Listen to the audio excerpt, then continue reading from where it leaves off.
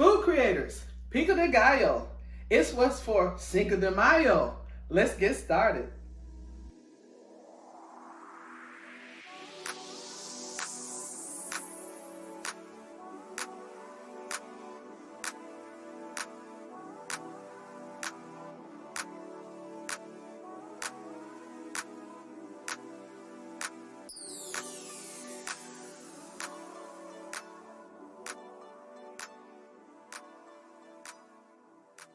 All right, so there's a little thing I want to tell you about sanitation.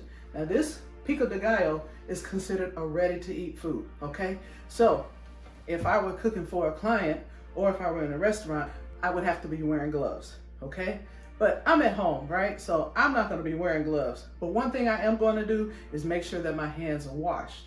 So make sure that your hands are washed. If we learned anything from 2020, we should know to wash our hands. Pico de Gallo, aka salsa de fresca. What that is freshly made salsa, y'all, and it tastes so good, okay? It's not the restaurant style where it's already in a jar and it's been a little cooked or something.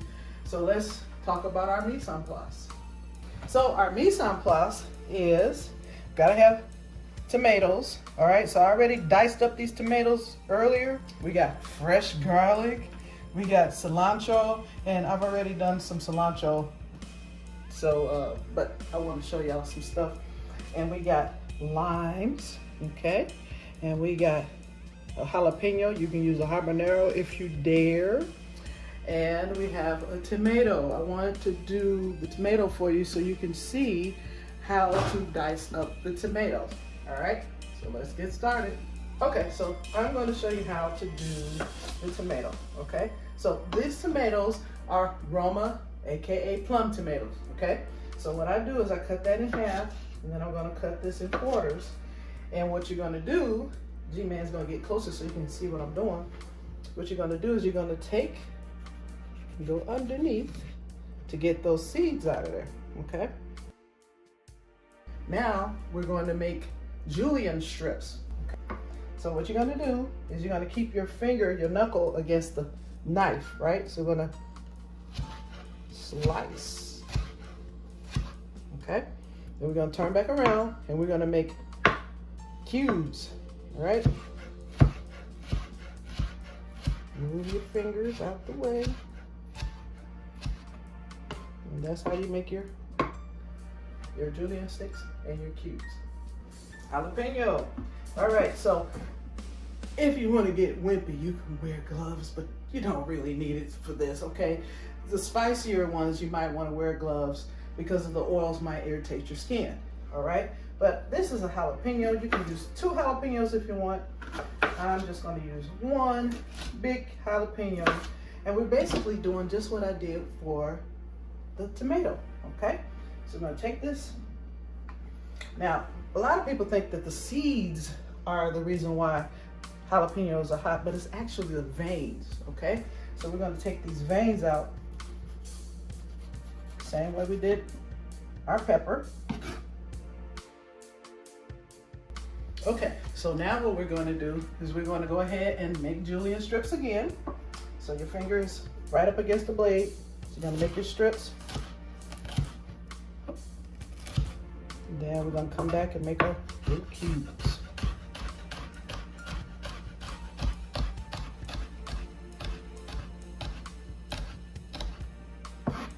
And there you go.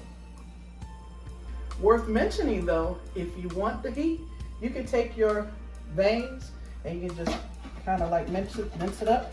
You can do some mincing. Just kind of concasse or something if you want to do that. You can put that in there and just put it in with your Pico de Gallo. Okay, so I got the red onion, okay?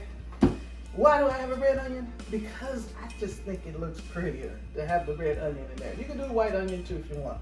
Okay, so how I cut this, you're just gonna cut off that top, and then we're gonna flip it over, and we're gonna take off the skin, not all of it. I'm leaving this intact because this is gonna be the part that's gonna help the pieces to stay together, okay? So, like I said, you want to keep this end on so that the onion won't fall apart, we're gonna make small slivers in here because we want small pieces of onions. We don't want big pieces of onions, but you can do what you want, of course. And it's okay that it's falling apart, okay, y'all? All right, so now we're gonna take this, we're gonna slice down.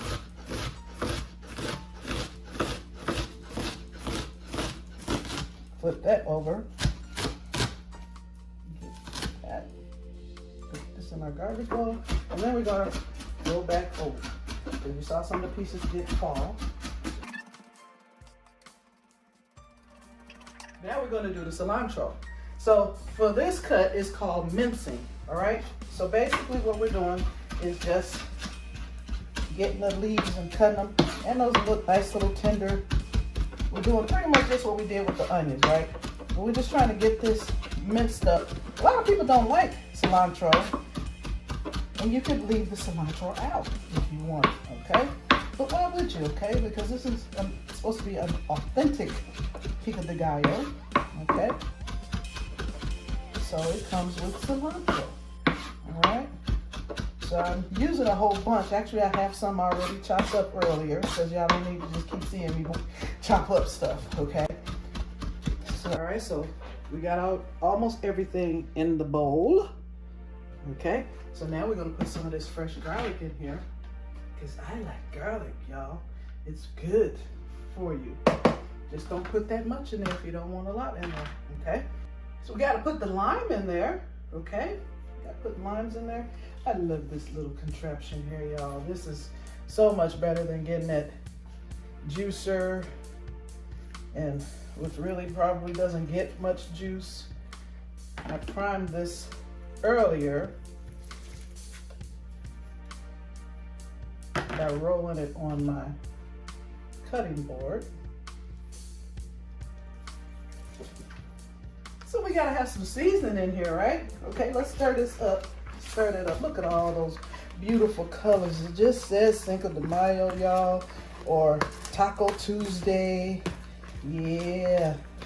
Now, if you don't want any salt and pepper in there, you don't have to have salt and pepper in there. Some people are salt sensitive. Some people have health issues where they don't want the salt. And this is fine just where it is, okay?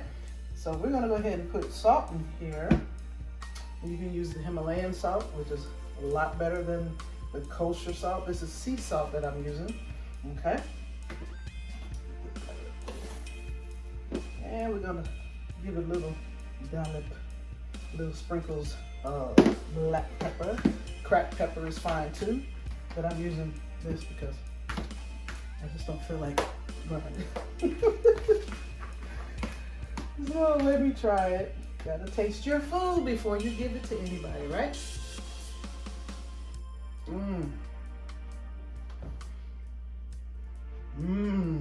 Another moment, y'all. It's got just the right amount of salt.